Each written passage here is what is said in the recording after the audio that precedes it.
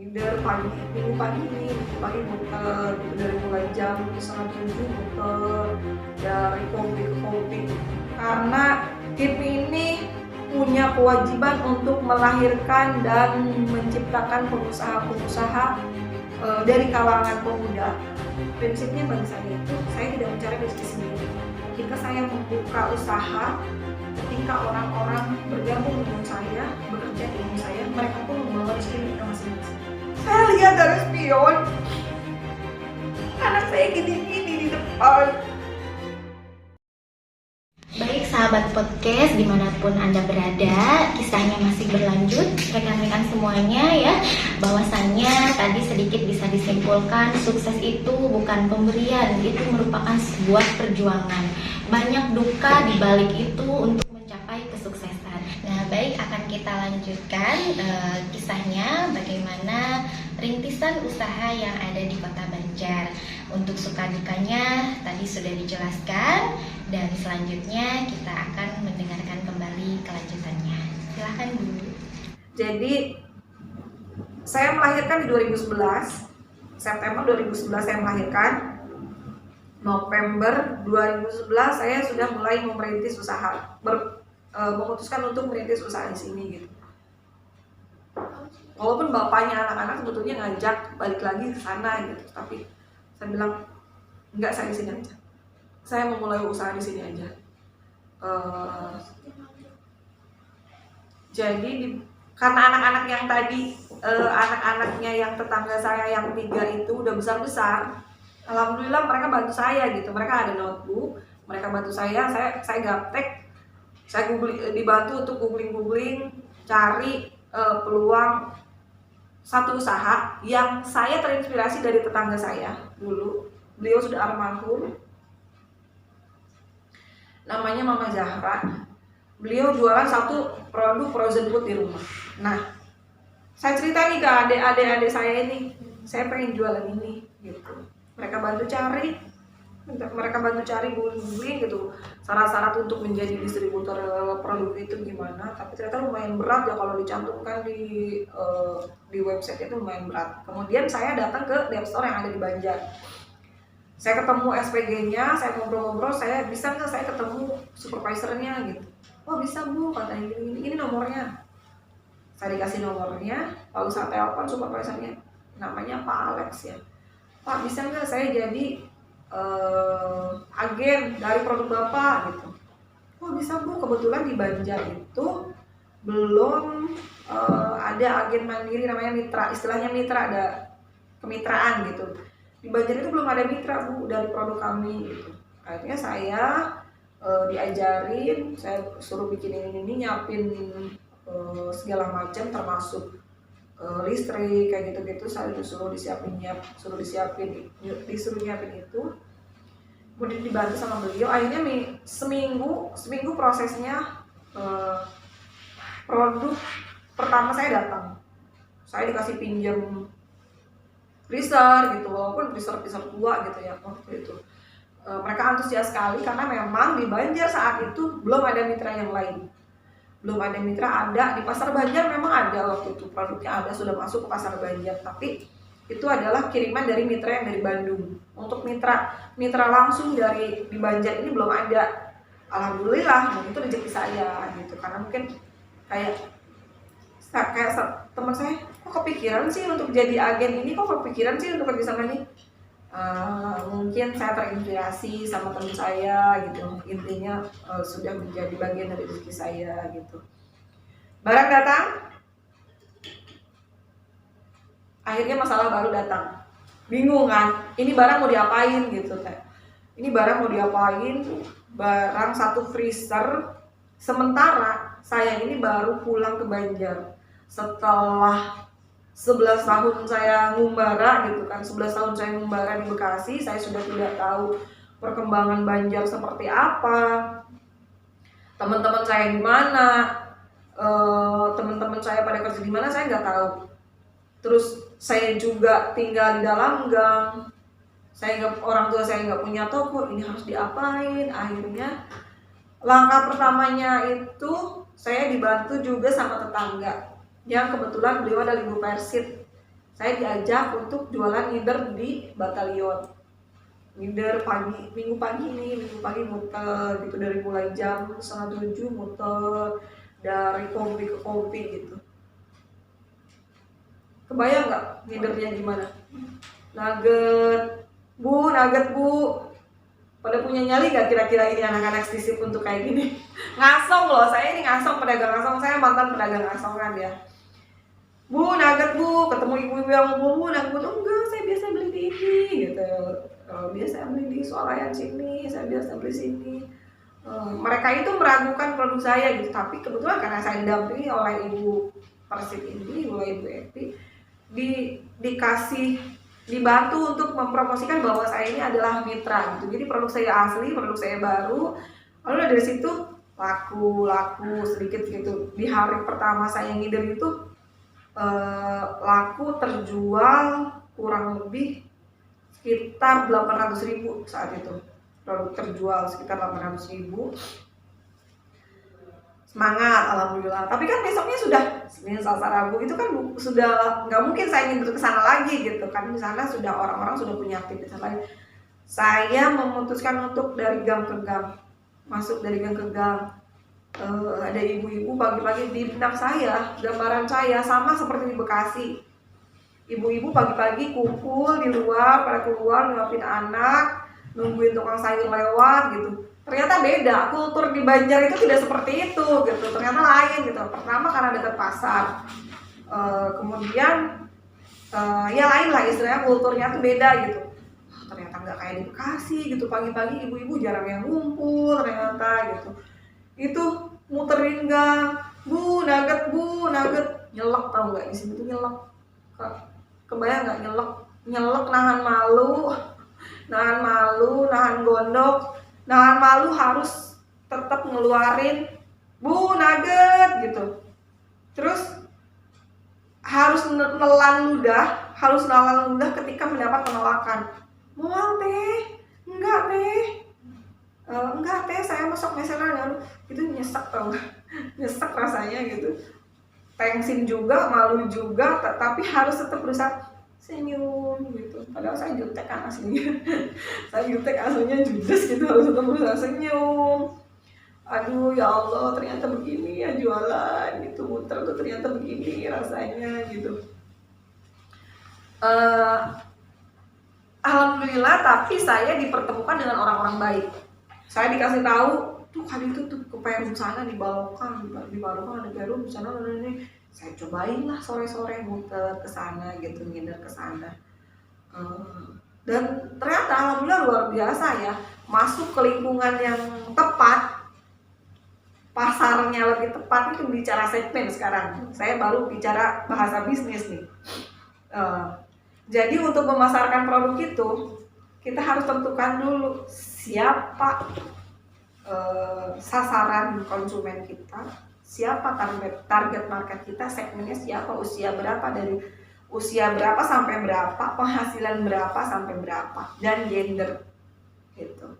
Itu baru ternyata setelah saya masuk ke lingkungan ibu-ibu pekerja, lingkungan ibu-ibu muda, artinya punya anak yang usia di bawah 10 tahun. Walaupun usia di atas 10 tahun juga mungkin mas-masnya, teteh-teteh juga masih doyan gitu ya. Nah, tetapi pasar yang lebih utama ini adalah usia di bawah 10 tahun gitu. Dan artinya itu adalah lingkungan yang dihuni oleh para pasangan muda.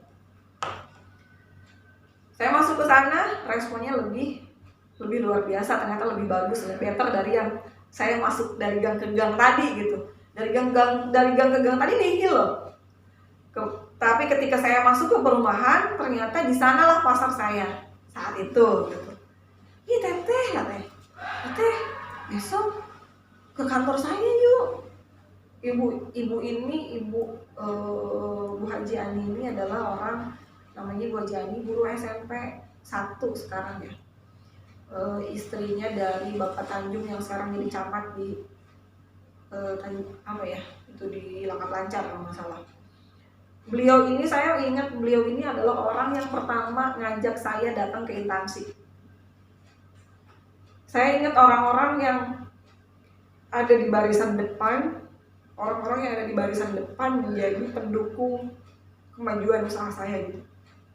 Walaupun mungkin saya tidak bersapa, saya tidak bertemu setiap saat, insya Allah orang-orang ini orang-orang yang saya selipkan doa untuk mereka. Semoga Allah lancarkan rezeki mereka, Allah muliakan mereka di dunia dan akhirat.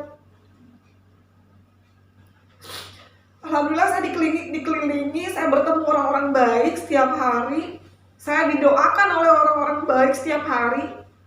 Saya berawal dari satu sekolah, kemudian ke sekolah yang lain, dari sekolah yang satu ke sekolah ini, ketemu teman-teman lama saya, ketemu teman SMK saya, kemudian masuk OPD, ketemu teman-teman MTS dan SMK saya. Ternyata mereka sudah pada jadi orang gitu istilahnya ya, sudah pada jadi ASN di Kota Banjar, alhamdulillah.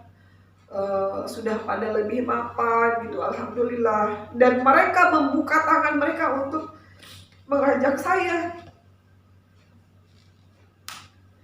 diperkenalkan dengan teman-teman satu kantornya gitu kan.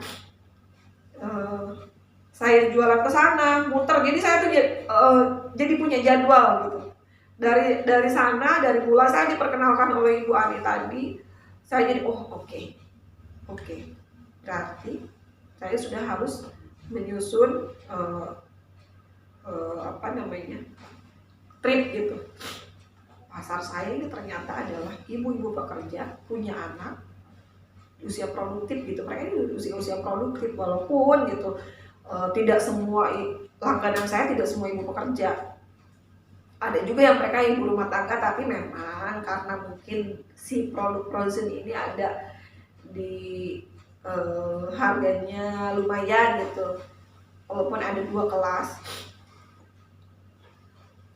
Jadi ya benar, pasar saya adalah mereka yang punya penghasilan tetap gitu. Saya muter setiap hari ngejadwal dari sekolah yang satu ke sekolah yang lain, dari OPD 1 ke OPD yang lain. Itu komplek perkantoran Purharja, Setda, Gedung Setuan gitu. Terus sekolahnya sini SMA negeri. Justru SMK nih ya, SMK negeri ini saya, karena mungkin saya alma mater dari sana ya, ada guru-guru saya di sana, saya tidak terlalu besar nyali untuk masuk ke sana gitu. Jadi saya lebih punya nyali untuk ketemu orang-orang baru daripada orang-orang yang misalkan yang lebih kenal gitu. Kalau ketemu orang baru, bagi saya yang tidak bagus dalam berbahasa Sunda, saya berbahasa Indonesia itu nggak tensin gitu. Karena dulu bahkan saya dikira saya bukan orang asli Banjar, karena saya lebih lancar berbahasa Indonesia ketimbang saya diajak ngomong Sunda. Karena kalau saya ngobrol Sunda nanti banyak keceplosan kata-kata yang kurang tepat gitu ya, atau kasar gitu. Nah alhamdulillah itu kurun waktu 6 bulan saya jualan di frozen.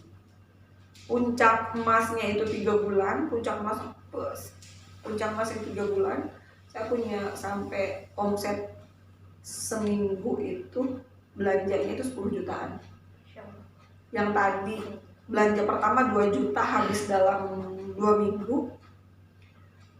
Kemudian di puncak emas itu sampai belanjaan seminggu itu 1 juta. Ya marginnya kurang lebih segitulah ya gitu.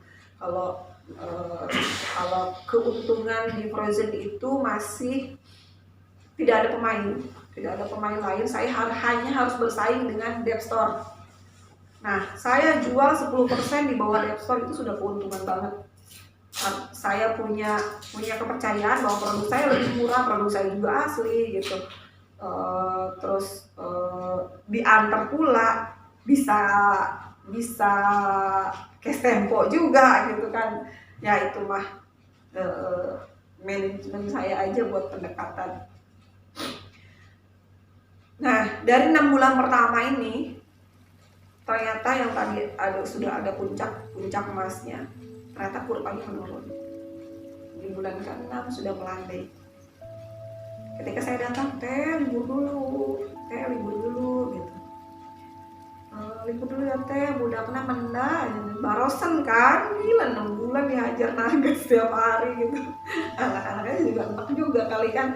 Nah, di bulan ke-6 ini saya berpikir second opinion gayanya, mencari peluang kedua. Artinya saya harus ada bisnis lain, dagangan lain di usaha saya ini, di inderan saya ini gitu. Lapaknya masih lapak yang sama, tapi harus saya nambah barang gitu kan. Dari situ saya pertama bawa ke Haji Fitri ke pasar, bawa kerudung gitu kan, bawa kerudung, bawa apa, terus saya kenal kemudian bawa spray segala macam. Terus saya sering bolak-balik Jatinegara, beli perintilan yang di Banjar ini tidak terlalu ada gitu. Dipercaya sama Bu Dokter Sari, alhamdulillah saat itu untuk pengadaan anduk, pengadaan dompet skincare gitu. Alhamdulillah itu beliau bantu saya banget. Terus akhirnya setelah putaran-putaran itu nugget turun, nah saya berpikir lagi, oke, ini pasar saya ini udah bagus gitu, pasar saya ini udah bagus nih, orang-orangnya udah loyal belanja ke saya, tapi saya harus nambah produk yang lebih pasti gitu, produk tetap. Karena waktu itu saya melihat bahwa di Kota Banjar ini bisnis bakery ini belum terlalu ini gitu ya, belum terlalu besar. Waktu itu kalau tidak salah hanya ada satu toko kue gitu ya, ada satu toko kue yang cukup lumayan prestis ya, toko loyang saat itu, sama toko Capayung kalau nggak salah gitu. Nah, melihat dari sana, oke, berarti peluangnya masih ada nih. Saya kembali lagi karena saya dari Bekasi gitu ya, saya dari Bekasi, ada teman saya yang punya usaha kue di rumah, namanya mereknya Kalatif gitu. Usahanya molen, brownies bakar, brownies kukus. Saya pengen jualan itu, tapi saya nggak punya basic kan. Saya telepon lah orangnya, Mbak, bisa nggak saya jualan produk Mbak gitu di sini? Oh, bisa banget gitu, welcome banget sama orangnya gitu. Tapi mohon maaf nih Mbak, terus terang aja saya mau buka pasar. Kalau misalkan bagus, ternyata pasarnya ada, misalkan ada, rencananya sih saya mau produksi sendiri. Oh bisa nggak apa-apa, nanti saya ajarin kok Mbak. Nanti saya ajarin Mbak Tati, nggak kayak gitu. Mbak Tati cukup bayar aja berapa Mbak? 5 juta. Bagi saya saat itu 5 juta gitu. Aduh, gila mahal juga gitu kan. Oke, nggak apa-apa, saya nggak banyak ini gitu ya. Oke Mbak, saya minta dikirim dulu deh 60 box Mbak, untuk ini 30 sama 10 waktu itu. Dikirim produk pertama, saya diderin lagi nih ke lapak-lapak saya yang biasa jualan nugget ini. Jadi orang-orang masih lama gitu. Dan alhamdulillah itu laku gitu. Berapa kali kedatangan, oke, pasarnya ada nih, laku nih, pasarnya ada. Rentnya harganya sekian, dan kalau dibanding dengan produk kompetitor yang sudah ada di Banjar nih jauh di bawah gitu. Oke, terima nih. Nah, jalan 3 bulan saya jualan produk orang ini, produknya 3, molen, brownies kukus, brownies panggang. Dan saya nggak mau ambil risiko kan. Dari setiap kedatangan produk ini saya sebar. Saya ada beberapa teman yang saya jadikan reseller gitu. Saya berbagi keuntungan, saling 3.000, paling basahnya saling 3.000, ada yang 5.000 gitu. Yang penting ongkos ketutup saya masih ada margin, barang cepat keluar gitu. Terus dan itu rutin gitu kan bikinnya gitu. Tapi di bulan ketiganya itu muncul masalah baru. Karena saya ini mau jualin produk orang gitu kan. Yang namanya jual produk orang, kita tidak bisa menjamin kualitas dari produk orang tersebut. Udah gitu jauh di sana gitu, komplain masuk, komplainnya itu dari mallnya, pisangnya dangkal, pisangnya nggak matang, keset, tegas, dan sebagainya. Saya yang dimaki-maki, ibaratkan gitu ya, bahasanya saya yang dimaki-maki. Kayak gimana sih ya, kok hasil di sana ngejual kue pisangnya kiki ya, cuman ibu punten gitu. Aduh, dengan harus bersabar gitu ketika ketemu hal seperti itu, pengen nangis karena ini kan bukan produk saya ya, ini kan bukan produk saya harus di awal saya nge-branding produk ini produk yang bagus. Ketika ada masalah saya harus menerima pil pahit bahwa ya oke, saya terima komplainannya. Nah, komplain ini kan saya komplain lagi kan ke si produsen, dan si produsennya nggak terima dong. Masa nggak mungkin Mbak Tati, nggak mungkin katanya, selama ini baik-baik aja pisang gini-gini. Saya foto, saya kirim. Wah, meren, ya kebetulan mungkin ya rada sedikit melemah orangnya gitu. Ya oke, berarti yang namanya menjual produk orang, kesimpulannya adalah kita tidak bisa menjamin kualitas dari produk orang lain, apalagi di produk makanan. Walaupun sekuat apapun kita nge-branding produk tersebut, tapi kalau tidak diimbangi oleh keseriusan dari si produsen untuk menjamin kualitas dari produknya mereka, gitu ya, kita yang di lapangan yang babak belur, bener gitu kan. Oke, dari situ lihat ke dompet kan, ini udah kuat lah ya saya kalau misalkan beli resepnya beliau saat itu. Oke, ada lah buat bayar resep. Telepon, Mbak, aku jadi beli resepnya Mbak. Oh ya silakan Mbak, kesini aja, sok aja langsung belajar gitu. Yang saya bayangkan, saya itu nanti diajarin kayak cooking class gitu ya, mungkin gitu. Ternyata saya datang ke sana saya udah bayar 5 juta. Saya suruh ke dapur sendiri, nggak disiapin itu kertas resep, nggak apa. Saya nyatetin, saya dengan karyawannya ya, ini bagian dia naon, sekarang bagian ini Bu, bikin brownies Bu, nyatetin telur berapa, ini berapa, semua nyatetin. Emang nggak ada tulisannya ya? Saya bilang nggak ada Bu, soalnya Bu cina ditalar Bu, saya ditulis-tuliskan. Ya kalau misalkan ada minus-minus ya walau alam ya, mereka jujur atau enggak dengan resep mereka ceritakan gitu. Saya belajar di sana 3 hari, ninggalin bayi, saya harus ninggalin bayi berumur waktu itu berarti umur berapa ya? Si Oi itu umur 10 bulan kalau nggak salah. Sampai sama ibu saya langsung harus disapi, karena saya tinggalkan selama 3 hari nggak dikasih ASI kan, harus disapi paksa. Nah, saya belajar 3 hari di sana, kemudian pulang, berangkat lagi, mau belajar lagi, ternyata moodnya udah beda. Ternyata sama ya. Oke, saya pulang lagi aja, memutuskan untuk langsung eksekusi di rumah. Saya trial di rumah, ternyata tidak sebagus yang waktu saya lihat di sana. Ini masalahnya di apa gitu. Itu ngulik itu sampai semingguan. Ngulik itu sampai semingguan. Oh ya, tadi itu kan ceritanya kita bayar resep 5 juta ya. Kita bayar resep 5 juta. Ternyata setelah bayar resep muncul, saya harus pengadaan alat kan. Open mixer, loyang segala macem. Ternyata setelah dikalkulasi, ternyata itu butuh dana 3 kali lipat dari yang saya harus bayar untuk resepnya aja gitu tadi. Qadarullah saat itu teman saya, ada teman dekat saya di ASN di satu OPD di Banjar. Beliau saat itu menawarkan diri gitu. Beliau yang menawarkan diri.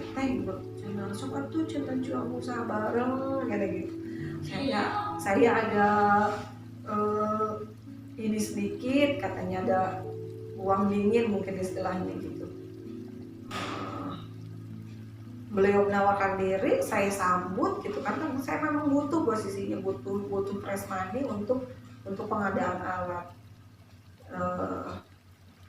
Nah, ini asal muasal kenapa nama usaha saya Gigi.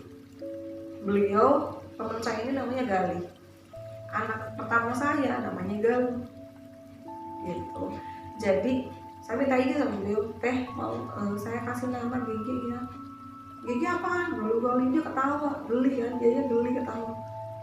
Nah, terus Gigi, nggak usah gitu katanya, janganlah kata dia gitu, nggak apa-apa deh kata saya gitu. Jadi walaupun hari ini teman saya ini beliau hanya bertahan 3 bulan ya dampingin saya, karena kebetulan beliau juga langsung hamil dan beres juga, beliau memutuskan untuk mundur. Teteh katanya mual pemiluan, sampai teteh lanjutkan uang yang dari saya, teteh pakai dulu, silakan teteh kelola sendiri, nggak apa-apa. Nanti teteh kalau udah punya uang, teteh balikin ke saya. Alhamdulillah beliau baik banget. Jadi itu asal muasal nama dari GG. Jadi nama anak saya dan nama teman saya. Walaupun sekarang saya punya anak bungsu namanya Gali, saya juga minta izin sama beliau kemarin waktu mau kasih nama anak saya pas mau lahiran, tante minta izin ya namanya dipakai buat anak bungsu saya. Jadi sekarang GG-nya lengkap Galuh Gali gitu.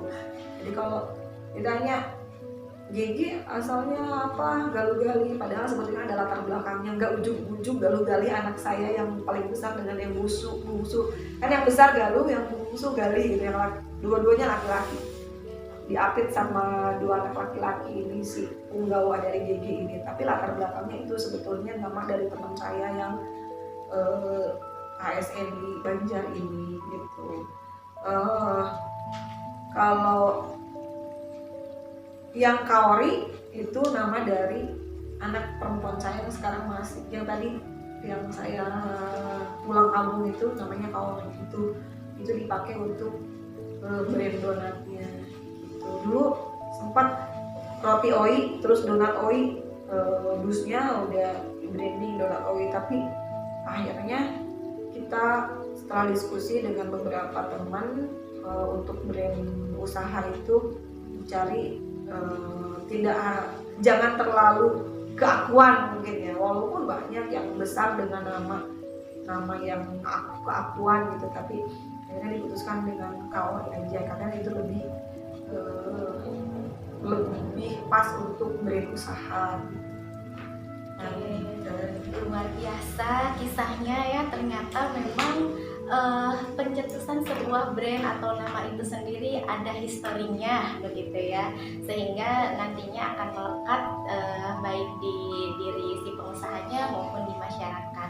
Nah, sehubungan dengan tadi ada anak-anak ya Bu ya, ini bagaimana cara membagi waktu antara mengurus bisnis begitu yang memang harus gak boleh ditinggalkan ya, karena kalau ditinggalkan seperti yang kita di awal ternyata tidak bertahan lama begitu ya, jadi tetap harus dipantau dan dikelola dengan berbagi waktu dengan keluarga.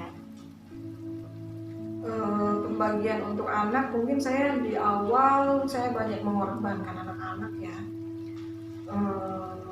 Mudah-mudahan mereka memahami ketika bisa mandi dan mengampuni saya, terutama yang kedua ya. Yang kedua ini nggak pulasi, yang awal ini nggak pulasi, karena saya harus siang itu kan leader, saya keluar jam 8 atau jam 9, kita jam 8 udah keluar karena saya ngejar istirahat pertama di sekolah gitu kan.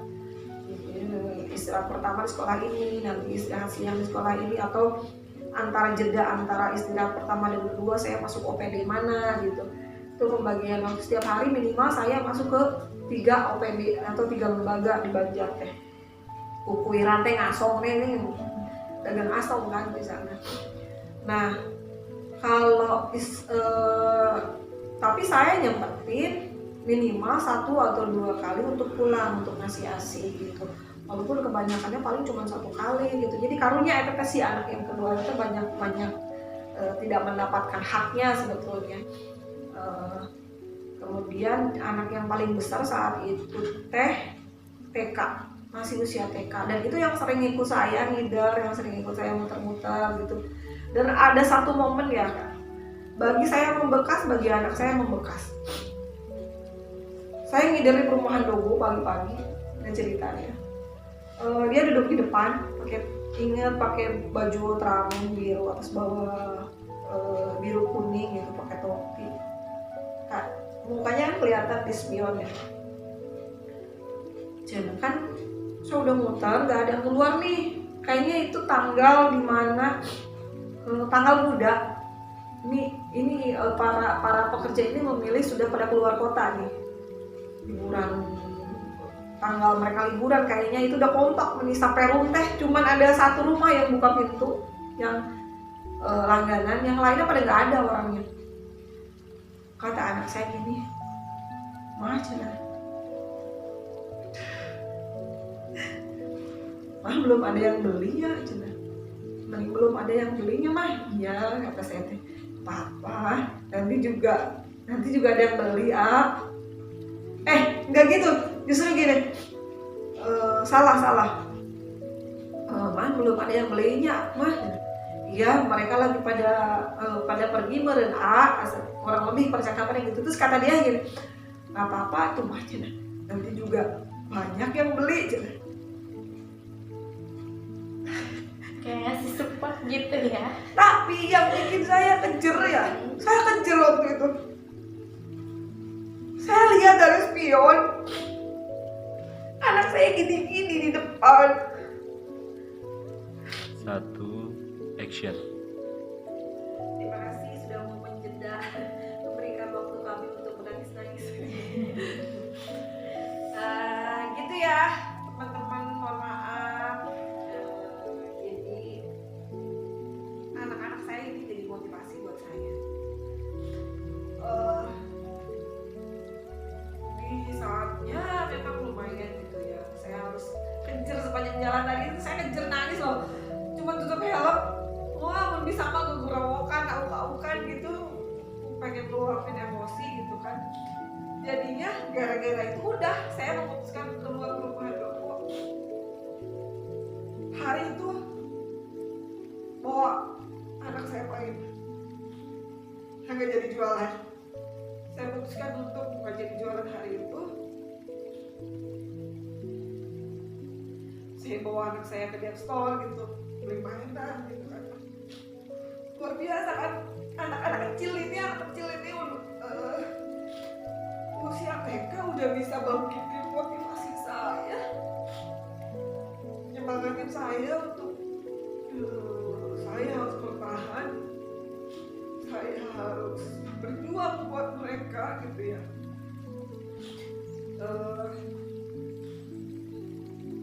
Ini bukan drama ya, jadi ini nangis-nangisan bukan dibuat ini ini kisah nyata udah ya. di-cut terus, tapi ya kasihan daripada editorial musik, udah lanjut aja lah, nggak apa-apa ya. Insya Allah nanti turun lagi deh musiknya. Dari situ pokoknya saya harus sukses. Terus lanjut tadi, setelah saya yang udah penghasilan ala segala macam, gak tiba-tiba mulus sebetulnya ya. Saya produksi kue-kue yang tadi sudah dibelajarkan di sana. Satu dulu saya bikin molen dulu. Molen produksi saya waktu itu dengan resep yang saya terima ketika saya panggang, karena memang tidak melulu resep yang benar. Ketika resepnya benar, dipanggang dengan benar, waktu yang tepat, api yang tepat, itu matang dengan sempurna. Tapi walaupun mungkin resepnya sudah benar saat itu, tapi saya manggang dengan waktu dan dengan suhu yang tidak tepat, karena produknya kalau ada bubuk saya lempar, nangis tuh bubuk gitu. Saking kerasnya itu ya molen saat itu. Saya ulangi lagi, besoknya saya bikin adonan lagi, saya trial lagi, saya cobakan ke customer saya, ke teman saya, minta pendapat, minta respon gitu. Dikasih masukan, katanya ini kurang begini, kurang begini, kayak ulang kan. Oke, saya tahu, karena memang basicnya kan saya bukan baker ya, basicnya saya bukan. Ya itu tadi, jangan kata saya harus bikinan, saya sekedar ngurus diri sendiri aja. Di awal saya ngerantau saya tuh nggak bisa gitu. Ini yang apalagi saya harus turun menciptakan satu produk yang sebelumnya saya ini belum pernah gitu. Dan satu, saya bukan pecinta manis, saya bukan pecinta kue, saya bukan pecinta manis, saya lebih senang yang asin-asin, gurih-gurih, pedas. Ketika saya harus menciptakan produk yang manis, kue yang sebelumnya saya tidak, jarang lah beli itu, walaupun pernah dulu waktu masih kerja pernah beli brand ternama dari Bandung, tapi saya tidak menikmati. Saya pikir dia enaknya gitu, karena saya bukan pecinta kue gitu ya. Ternyata saya harus menjadi produsen produk tersebut gitu ya saat itu. Alhamdulillah dari masukan beberapa teman, dari masukan beberapa customer, saya trial ulang, saya otak-atik ulang sampai yang produk saya jual hari ini itu udah mengalami 3 kali perombakan resep. Dari resep awal yang saya terima, yang saya tulis itu, saya jual di perombakan yang pertama, baru saya bisa jual. Karena mungkin entahlah resepnya mungkin tidak komplit, entah nggak jujur atau bagaimana gitu, entah saya yang salah menerima transfer ilmu gitu ya. Terus ada perombakan lagi ketika saya dapat masukan dari customer gitu. Terus kemudian saya ketemu supplier bahan baku, dikasih bahan baku yang berbeda dari yang biasa digunakan sama guru saya gitu. Biasanya pakai brand A, saya harus pakai brand B dengan dengan kandungan, dengan tekstur dari bahan tersebut itu berbeda, karakternya ini berbeda. Di situ saya jadi ngerompak dari resep yang sudah saya pakai. Alhamdulillah setelah itu pernah dibenerin sekali dan bisa berjalan, dipakai resepnya sampai hari ini, yang dijual ke teman-teman, dijual ke customer sampai hari ini. Dulu pertama saya jual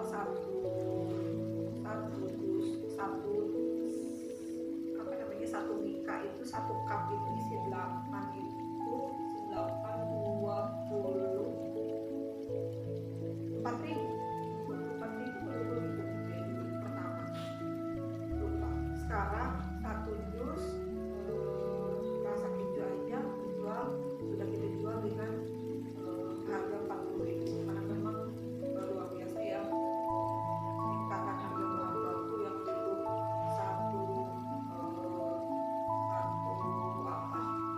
saya kasih contoh dulu satu merek, satu brand buat pastry. Dulu pertama kali saya produksi itu masih ada di harga 260.000 satu dus. Sekarang per hari ini kalau nggak salah itu sudah ada di 400 something, 400 sekian, 430 atau 450 gitu, hampir 2 kali lipat gitu kan. Sekarang apalagi kemarin pas kenaikan bahan-bahan kemarin ini saya tahan untuk nggak naik ya, saya tahan dulu. Ini bukan berarti apa-apa, karena kemarin memang ada kenaikan dari harga bahan baku ini nggak stabil ya, goyang terus tiap hari naik 2.000 kayak terigu aja. Dari dulu terigu saya mulai belanja di 130-an, 140-an, terus naik 160 stabil gitu ya. Sekarang si terigu ini saya belanja di 250 something. Si terigu ini dengan brand yang sama, saya gak ganti merek. Nah kemarin yang pas kenaikan 2.000, 5.000 setiap hari, ini saya bertahan sampai hari ini. Saya belum berubah HPP karena awalnya saya tahan untuk nggak naikin karena HPP setiap hari goyang. Saya nggak mungkin terlalu cepat. Bagi saya kalau misalkan kemarin saya ikutan naikin harga terlalu dini, takutnya masih goyang gitu. Nah akhirnya setelah stabil, momennya belum dapet. Saya momennya nggak dapat untuk naikin harga. Kalau kemarin saya lebaran ikutan naikin harga, kesian gitu, permintaan lagi tinggi, tiba-tiba saya goyangin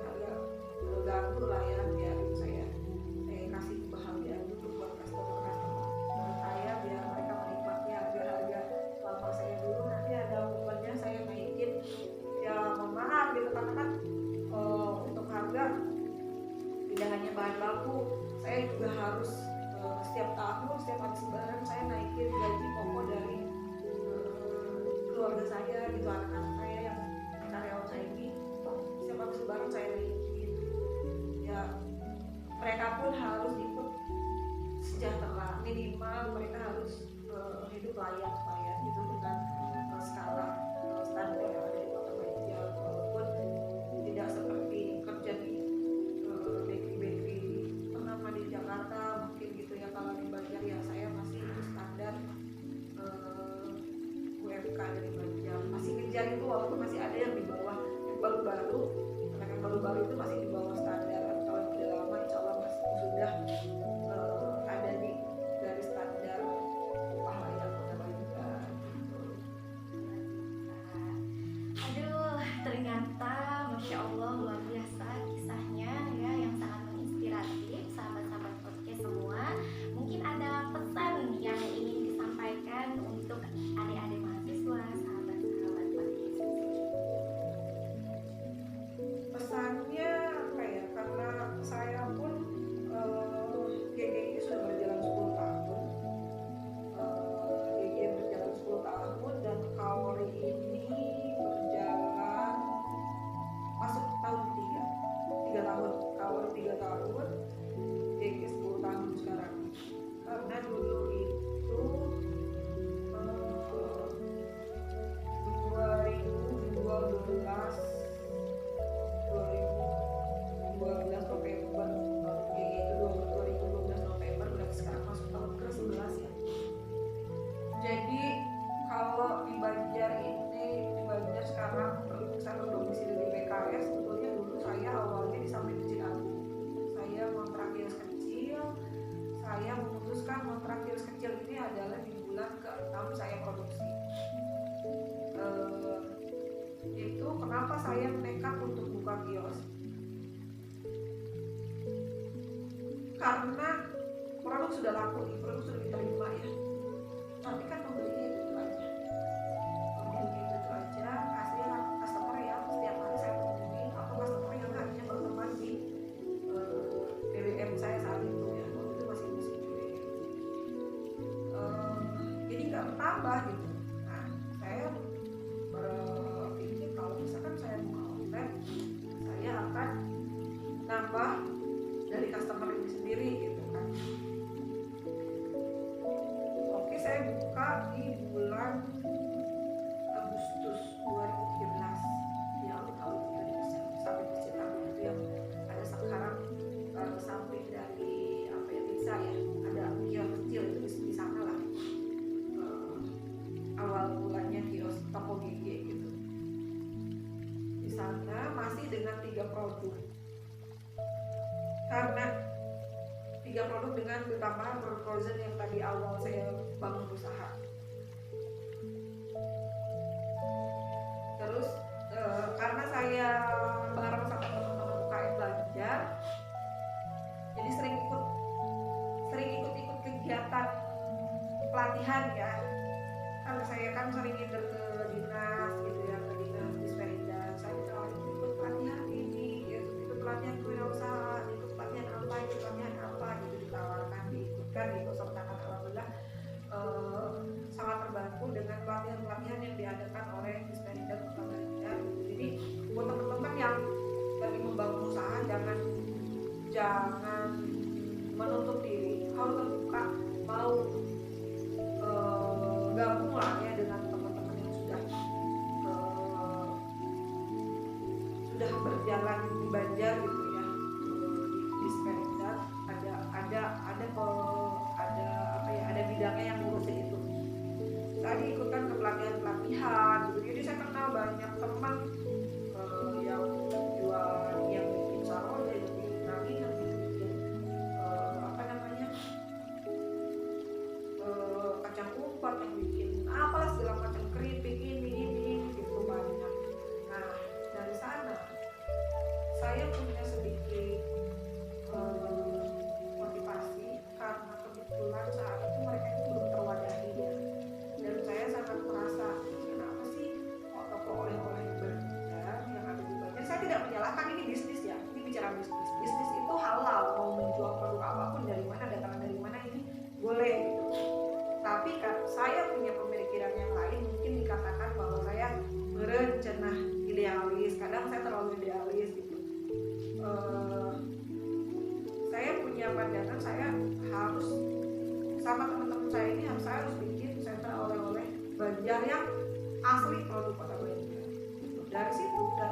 dari pemikiran ini, dari keinginan saya untuk mewadahi teman-teman saya ini, saya kontraklah tempat yang baru di Jalan PKR, Jalan Cipinang. Dulu saya kontrak di Raja Wali dulu, bekas toko bakso Raja Wali. Saya kontrak di situ.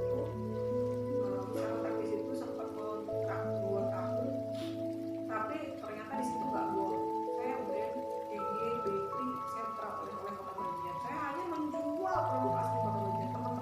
Teman-teman saya aja.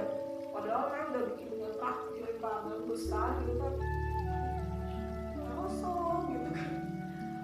Ternyata idealisnya saya ini kalau di dunia bisnis ini nggak berlaku ya, karena customer pun yang kadang-kadang nggak peduli lah dari apa bukan. Mereka butuhkan adalah barang yang mereka cari dengan harga yang menurut mereka sesuai gitu. Karena saya gagal di sana di kontrakan yang Raja Wali ini, alhamdulillah kalau saya dapat tempat yang sekarang di Jalan PKR sekarang. Nah, tawarin ini saya mulai masuk ke sana itu akhir 2016. Di saat sebetulnya kalau bicara kondisi usaha, sebetulnya 2016 itu benar saya terpuruk sekali karena utang saya banyak, utang usaha saya banyak. Saya harus tetap bertahan. Bagaimana saya harus tetap kelihatan normal gitu. Ya sebetulnya walaupun bicara di dalamnya, belakangnya ini borong gitu kan. Utang saya kan banyak gitu. Kayak pertama buat sewa, buat pengadaan alat. Sementara margin produk yang saya jual ini dengan jumlah yang sedikit ini nggak nutup, keuntungan nggak nutup. Kalau saya nggak ngider saat itu, nggak masih ngider ke semua OPD, nggak tahu lah, mungkin udah tutup ini toko gitu. Tapi saya masih menghidupi toko ini dengan cara saya ngider. Saya masih kerja. Saya kerja untuk toko. Saya kerja untuk menghidupi toko. Bukan toko menghidupi saya saat itu. Terbalik, posisinya terbalik. Saya kerja untuk toko untuk menghidupi toko. Tapi alhamdulillah kalau udah lulus lagi, saya dikasih sakit sama Allah, suruh istirahat gitu. Karena kalau tidur ini kan kiri kanan ya, enteng, backbone saya kena. Di Johnson ada skoliosis, terus saat itu ada peradangan osteoporosis juga, jadi saya nggak kuat ngangkat, harus terapi ya. Nah, berhenti ngidar itu berarti akhir 2013. Jadi saya fokus di toko, mulai fokus ke toko, mulai belajar di toko, mulai trial gitu, belajar lagi di toko. Alhamdulillah dari sanalah toko mulai lulus. Jadi poinnya bahwa membangun usaha itu seriusan, tidak selalu apa yang kita pikirkan menurut kita benar, itulah benar, tidak selalu seperti itu. Saya balik ke toko, kemudian saya lebih sering baca lagi. Oh ya, saya belum cerita, guru saya yang berikutnya adalah Google. Pertama memang saya berresep, mungkin guru saya yang berikutnya adalah Google. Mau nggak mau saya setiap malam ngabisin kuota gitu ya, buat baca resep orang gitu. Saya baca resep si A, baca resep si B, saya compare resep ini, 2 resep ini, kemudian kadang dimasuk ya, kadang di mix dari 2 resep ini. Saya hitung dulu resep ini HPP-nya sekian, resep ini HPP-nya sekian. Saya mau ada di saya mau pakai yang mana? Oke, saya jadi sok sendiri gitu. Dasarnya dari resep orang memang. Misalkan resep bikin bom tape, saya dulu nyoto resepnya Pak Saham, terus ada resepnya siapa lagi yang lagi. Nah, dari resep ini hasilnya begini. Saya trial harus resep ini hasilnya begini. Tapi HPP ini segini, HPP ini segini. Oke, dari sana saya belajar. Ketika tepung sekian, artinya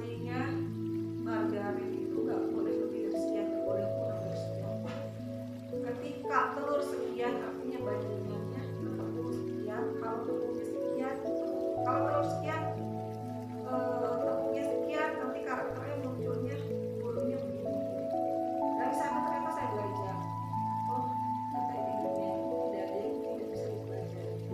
Walaupun saya tidak ada basic sama sekali dari dunia baking, ketika saya mau belajar, ketika saya serius untuk mempelajari itu, insya Allah bisa mencegah salah mah. Ilmu kadelan deh, punten ya ini untuk teman-teman yang mahasiswa. Jadi jangan enggan untuk belajar apapun itu bisa kita pelajari. Apalagi sekarang segalanya sudah mudah. Segalanya itu tidak ada yang tidak ada di sini. Semuanya ada di sini. Semuanya bisa dibaca di sini. Semuanya bisa dicari di sini. Walaupun mungkin tidak sempurna gitu, tapi mau nggak mau itu kan akan menggali potensi kita untuk bisa menyempurnakan itu. Kalau misalkan pakai resepnya ini ternyata hasilnya kurang, akan ini lagi. Nah, dulu modal saya trial karena dulu karyawan saya terbatas. Karyawan saya itu terbatas cuma ada 4 orang. Dulu saya suka menerima PKL. Jadi anak-anak PKL inilah yang saya ajak untuk uji resep. Jadi mereka itu pulang biasanya angkatan PKL yang dulu itu pulang bawa resep otak-atik dan biasanya menjadi bahan laporan mereka gitu. Dan kemudian jadi produk paten kita ada beberapa produk yang dulu awal-awal bikin bolu Indonesia Raya, bolu jadul ya, itu bolu se-Indonesia Raya, bolu ibu-ibu Nusantara menurut saya. Waktu saya dapat tantangan pertama kali, dapat pesanan bolu jadul, bolu marmer namanya. Karena ada yang orang kayak mesen ini gitu. Oh, tapi nggak bisa nggak? Alasan saya apa? Kalau hari ini ada pesanan, kamu pegang tuh. Alasan saya itu, padahal aslinya saya itu belum pernah trial produk itu dan saya nggak bisa. Tapi dari situ saya tertantang, saya harus bisa produk itu. Saya cari, terus saya masuk ke grup baking gitu ya, di Facebook saya nyimak. Saya silent reader ya, saya nyimak aja gitu. Mereka ngupload produk trial mereka, terus baca komen-komen. Ini kenapa kalau begini? Oh ternyata itu karena suhunya sekian, itu kan suhunya nggak boleh lebih dari segini ya. Itu mixingnya nggak boleh, jangan sampai teksturnya keburu begini. Oh dari situ, oh ternyata karakter dari setiap setiap takaran, setiap perlakuan itu menghasilkan produk yang karakter hasil yang berbeda gitu. Saya bukan seseorang yang senang baca, tapi memaksakan diri untuk mau baca. Saya satu novel aja mungkin belum pernah selesai seumur hidup. Kalau orang-orang di usia sekian belasan tahun udah melahap novel, saya sampai usia sekarang saya 42. Duka nembe sabaraha judul lalu dibaca dan itu belum ada yang tamat kecuali itu yang pernah tamat itu seingat saya Dragon Ball dan Shinchan itu saya bisa selesai. Kalau buku-buku yang serius, aduh dukanya mungkin minatnya tidak ada dan tidak mau memaksakan gitu ya. Malas belajar, punten ini tidak untuk dicontoh. Nah, jadi teman-teman yang sekarang sedang merintis usaha, walaupun mungkin masih duduk di bangku kuliah gitu ya, jangan lelah untuk belajar, jangan lelah untuk mengcompare, mempelajari dari satu merek dengan merek yang lain. Misalkan mau jualan cilok, pelajari cilok yang produknya grade A begini, produknya grade B begini, dipelajari karakter dari kekenyalan, dipelajari dari rasanya, itu mau nggak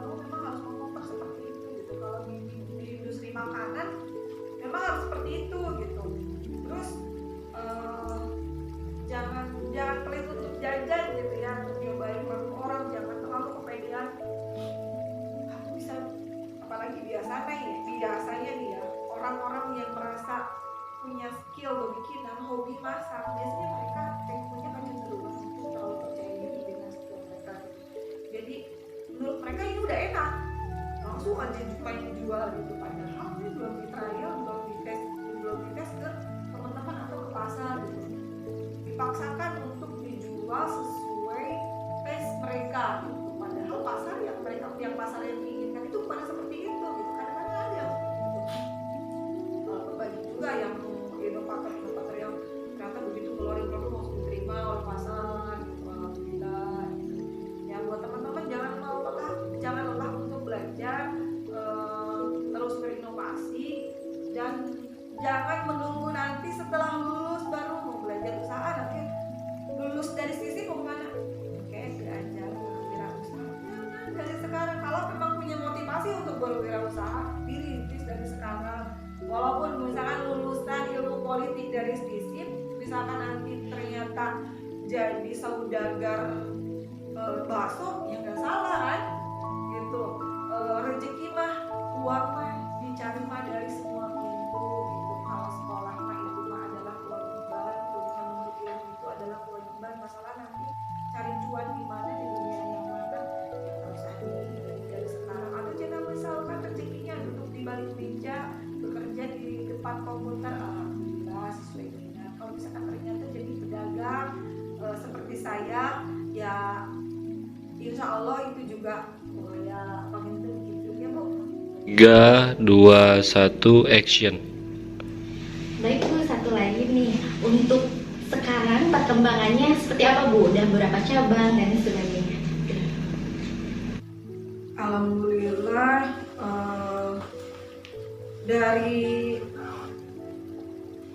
dari mulai saya menciptakan Kaori itu 2019, kalau nggak salah 2019 saya nyiptain Kaori, dibantu sama teman-teman yang memang ahli gitu ya. Saya ini nggak sendiri loh, Budara. Saya bukan berarti saya pintar sendiri, bukan. Bisa dianggap saya pintar, enggak. Saya itu justru terpintar, tapi saya bersama orang-orang pintar. Saya minta tolong sama orang-orang pintar buat desain gitu ya, buat tata ruang, buat segala macam. Saya ini serahkan ke ahlinya. Kalau saya pikirin sendiri, gaya saya ini monoton. Kalau misalkan saya hanya menuangkan ide pikiran sendiri, ini hasil GG ini nggak seperti ini, tata letak, layout dan lain sebagainya nggak seperti itu. Saya memang bisa jualan, bukan jago. Saya memang bisa jualan, tapi untuk menciptakan hal-hal kayak gitu, kayak buat nge-branding itu saya nggak bisa. Saya nyerahin ini ke teman di Banjar, ada IBK namanya ya. Buat yang membutuhkan buat nge-branding silakan nanti datangi IBK, ada di Jalan Baru itu. Beliau expert di urusan mengelola usaha dari mulai nge-branding sama dan lain sebagainya lah ya itu. Terus kalau perkembangan usahanya saya ini, setelah saya banyak dibimbing sama IBK ya, saya dibantu sama IBK. Kebetulan sebetulnya IBK ini masih teman dekat saya, tapi kita berjalan di bidang usaha yang berbeda, dan itu melengkapi saya untuk pengembangan usaha. Saya mulai memantaskan GG Bakery di 2020. Saya mulai pantaskan secara penampilan gitu ya. Saya rebranding si GG ini dengan logo yang baru, sekarang ada kribo-kribonya. Kemudian Kaorinya dipindah, yang tadinya di outlet alun-alun, outlet sebelumnya Kaorinya tadinya di sana gitu. Tapi saya ngerasa ini si Kaori ini kan anak usaha saya ya sebetulnya. Tadinya rencananya si Kaori ini nggak mau saya munculkan sebagai anak usaha GG. Tadinya dia itu mau saya bikin independen. Tapi ternyata tidak bisa dipisahkan dengan Indo. Saya taruh dengan konsep kontainer di depan gitu ya. Kenapa saya taruh dengan kontainer di depan? Jadi konsepnya adalah di mana ada GG, di sana ada Kaori nempel. Tapi Kaori ini bisa ada tanpa GG. Karena konsepnya dia kontainer terpisah. Jadi misalkan suatu saat saya mau buka cabang Kaori di kota lain, bisa tanpa GG. Jadi Kaorinya bisa terpisah. Makanya kenapa si donat ini tidak saya satukan di dalam gitu. Sebetulnya dulu donatnya itu ada di dalam kan, ada di dalam GG, tapi kemudian saya tarik keluar, saya branding sendiri di luar dengan nama Kaori, dan terpisah bangunannya, terpisah kasirnya gitu. Karena konsepnya itu seperti itu gitu, kedepannya supaya si Kaori ini bisa mandiri dan bisa berkembang sendiri gitu. Tapi di mana ada GG, di mana ada indung, di situ ada anak. Tapi anak bisa berkembang, bisa mandiri tanpa indung, kan seperti itu. Terus GG alhamdulillah sekarang sudah ada di 3 kota. Induknya ini ada di Banjar, pemerintah di mana saya merintis. Alhamdulillah, terima kasih Kota Banjar. Saya terlahir di sini dan saya dibesarkan di sini dan saya cari makan di sini. Dan saya merasa ada di posisi yang tepat di jalur di mana itu adalah lintas dari Pangandaran. Konsep awal saya yang tadi saya ceritakan, sentra oleh-oleh Kota Banjar, baru bisa terwujud setelah saya ada di toko yang sekarang. Jadi sekarang teman-teman saya yang dulu saya bener bareng-bareng dengan saya merintis, para pengusaha oleh-oleh ini, alhamdulillah sekarang barengan dengan saya ngiring merasakan nikmatnya GG payu, mereka oke payu gitu. Kemudian ada di Ciamis dan juga ada di Tasik, walaupun itu tidak langsung ujung-ujung di situ ya sebetulnya. Yang di Tasik sekarang di Domar sebetulnya itu adalah dulunya adalah di bundaran Bebas Manggubumi di sana, tapi ternyata di sana tidak berhasil. Saya tarik ke Ciamis, saya buka di Cokro Ciamis. Nah di Ciamis, di Cokro Ciamis ini mau 3 tahun, dari 20 sampai kemarin awal 2023, 2 tahun lebih ya. Kemudian saya 3 tahun benar, 3 tahun. Saya pindah sekarang yang di Tasik, kemudian saya bikin 2022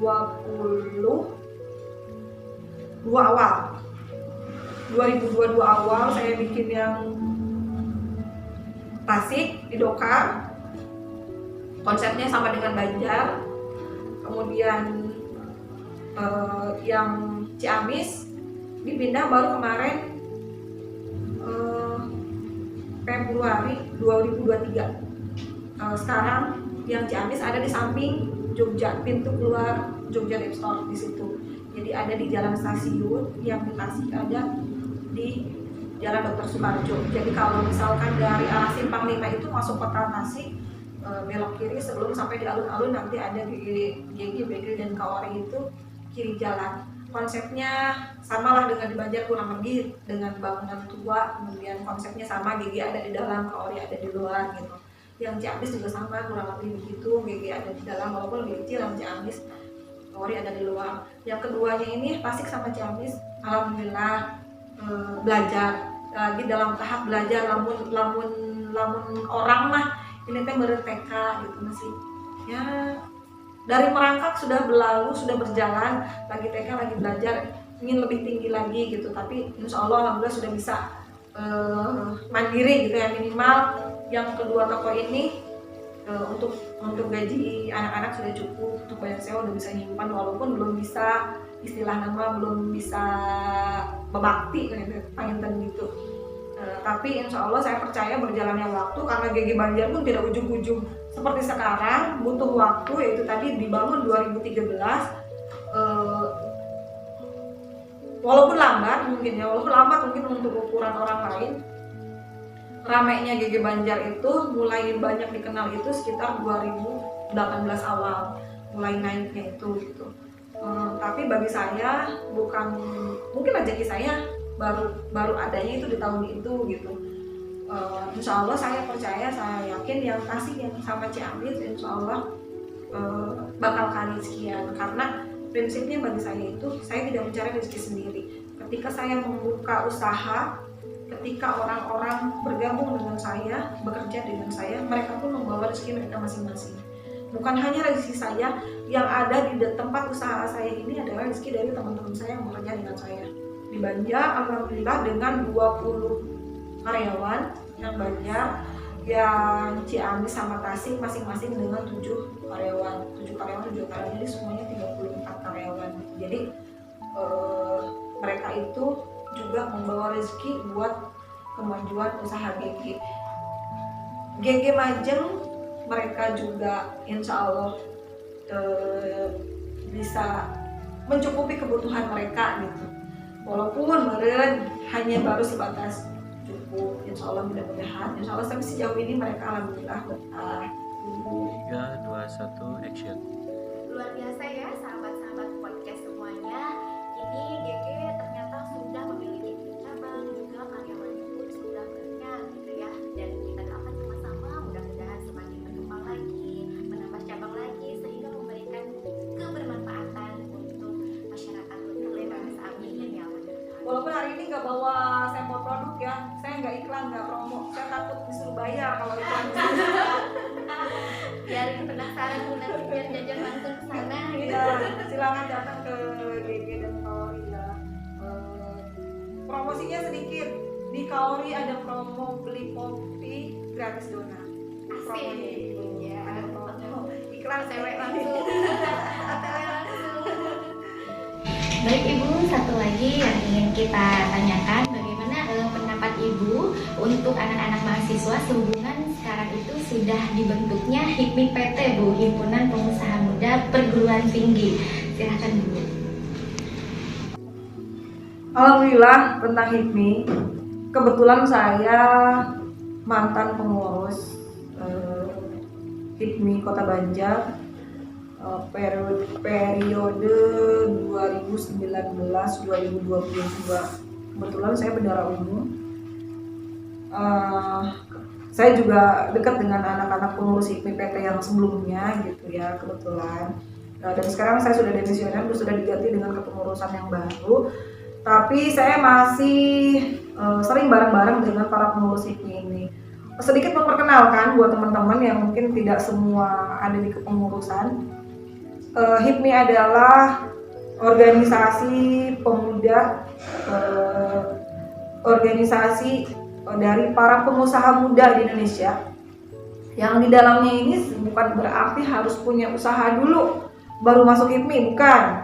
Karena HIPMI ini punya kewajiban untuk melahirkan dan menciptakan pengusaha-pengusaha dari kalangan pemuda gitu ya. Jadi punya kewajiban untuk bisa membantu para calon pengusaha untuk bisa membangun usahanya gitu sebetulnya. Nah, buat teman-teman di Stisip Bina Putra ini, karena kebetulan kepengurusannya juga ada kepengurusan HIPMI PT. Jadi HIPMI ini ada turunannya, ada HIPMI PT, HIPMI Perguruan Tinggi. Kebetulan kepengurusan dari HIPMI PT ini ada di Stisip Bina Putra. Jadi teman-teman punya keuntungan yaitu bisa langsung bergabung dengan teman-teman di HIPMI PT untuk bisa ikut belajar dengan kita.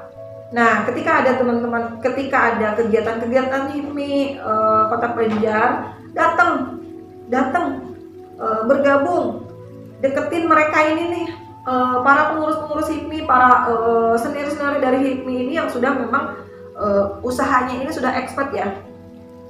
Mantan Ketua Umum HIPMI Kota Banjar yang sebelumnya yang kepengurusan dengan saya ini adalah Bapak Aib Hidwig, owner dari toko Kurnia Jaya, dan beliau juga aktif di beberapa organisasi dan juga punya circle yang bagus ya, punya link yang bagus dengan HIPMI di Jawa Barat gitu. Terus mantan sekumnya itu Bapak Denny Irawan. Bapak Denny Irawan juga beliau juga pengusaha di bidang pengadaan. Beliau juga musisi, beliau juga politisi. Kemudian Bapak Eka Prastia Kinding, ya, Kang Eka Prastia Kinding ini juga mantan sekum pengganti dari Bapak Denny Irawan, karena Bapak Denny Irawan ini masuk ke kepengurusan BPD Jabar waktu itu, kemudian digantikan oleh Kang Eka. Nah, banyak lagi lah, ada Bu Persti, terus Bu Persti ini adalah di bidang properti, kemudian kebetulan beliau ini broker dan linknya juga banyak gitu ya. Terus kalau pengurusan sekarang ini bendahara umumnya ini Ibu Desi Sahliana ini pengusaha fashion beliau ini, kemudian di pengadaan barang, sama beliau sekarang masuk ke dunia food and beverage. Beliau jualan minuman. Nggak harus buka kafe ya teman-teman. Kayak saya kasih contoh nih, kayak Ibu Desi ini cuman pakai kontainer, tapi beliau sudah menghasilkan jutaan per hari, alhamdulillah. Kemudian ketua umumnya yang sekarang ini Bapak Kang Adri Faturrahman, Muhammad Adri Faturrahman ini adalah owner dari Bengkel Barokah dan juga Bakso Barokah dan juga Bakso Nine. Nah, beliau ini luar biasa ya, orang yang sangat cerdas, pemuda cerdas, pengusaha di Kota Banjar. Ini aset-aset Kota Banjar sebetulnya ya, ada di saya ini sebetulnya terlambat masuk ke HIPMI. Karena saya masuk ke HIPMI di usia 39. Jadi terlambat lah istilah. Kalau bagi saya terlambat. Saya kenal dengan orang-orang pinter yang ngajak saya ngobrolnya ini ada isinya gitu. Bukan berarti teman-teman saya yang lain nggak pinter, bukan. Ini kan segmennya segmen usaha ya. Ini saya merasa terlambat ini ketemu dengan mereka gitu ya. Mereka ini aset-aset Kota Banjar, para calon pemimpin Kota Banjar di masa yang akan datang. Teman-teman silakan gabung dengan HIPMI PT, dengan kami di HIPMI Kota Banjar. Silakan belajar bebas, mau belajar dari siapa, mau nyimak perjalanan usaha siapa, mau mencontoh siapa, itu sangat terbuka lebar buat teman-teman yang memang berminat untuk belajar berwirausaha di Kota Banjar. Ibu, terima kasih, sangat lengkap sekali informasinya tentang HIPMI PT ini. Nah, adik-adik semua, mahasiswa-mahasiswi ya, sahabat-sahabat podcast dimanapun Anda berada, jangan ragu lagi untuk memulai berbisnis. Nah, bagi yang sudah menjalani bisnis, ayo terus dikembangkan. Dengan cara nih, salah satunya ada fasilitas ikut di organisasi HIPMI PT. Di sana kita ya bisa berbagi informasi dari praktisinya langsung, sehingga di perkuliahan kita belajar teorinya, di HIPMI kita belajar bersama praktisi. Sangat setuju sekali dengan pesannya dari Ibu Tati ini ya, yang teman-teman tahu semua tadi dari kisahnya, bahwa untuk mencapai sukses itu lika-liku yang harus dilalui ya teman-teman semua. Mohon diingat pesannya, untuk memulai bisnis dari sekarang jangan tunggu jatuh dulu, jangan tunggu tantangan dulu, tetapi kalau ada peluang yuk kita coba. Intinya kalaupun jatuh jangan cepat menyerah, harus segera bangkit lagi, berinovasi, mencoba lagi, dan juga jangan malas untuk belajar. Intinya melalui pelatihan, pendidikan, juga teman-teman semua nggak usah jauh-jauh, di sini juga ada jurusan bisnis yang bisa kita pelajari. Karena semangat teman-teman misalkan udah ada untuk berbisnis, tetapi tidak dibarengi dengan ilmu, teori, dan lain sebagainya, seperti tadi dijelaskan bahwasannya kita harus tahu segmennya dulu, membuat produk, kita harus tahu pangsa pasarnya, mau dijual kemana dan lain sebagainya, itu akan lebih memudahkan kita dalam pencapaian perencanaan. Sehingga dengan rencana yang matang, sudah dipertimbangkan segalanya, itu akan lebih mudah tercapai karena sudah terukur dan terencana. Mungkin itu saja pertemuan kali ini di podcast. Terima kasih banyak Ibu sudah berbagi kisah, sehingga teman-teman semua insya Allah terinspirasi. Mohon maaf apabila ada hal-hal yang kurang berkenan. Wassalamualaikum warahmatullahi wabarakatuh. Waalaikumsalam.